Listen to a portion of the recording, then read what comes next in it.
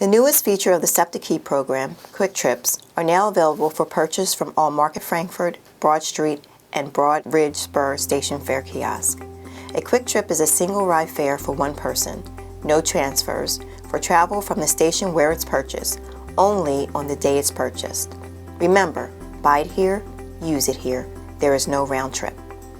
Quick Trips do not offer a discounted fare. It's the same as paying cash, $2.25.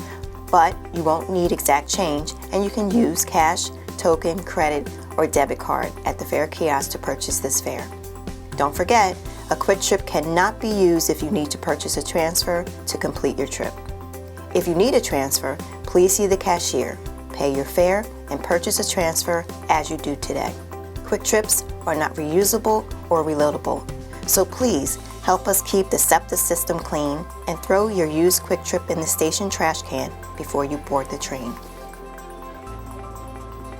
To buy a Quick Trip, start by touching the fare kiosk screen and then select Purchase Quick Trip, select Purchase Transit, select Payment Type, cash, token, credit, or debit card, and follow the instructions to complete your purchase.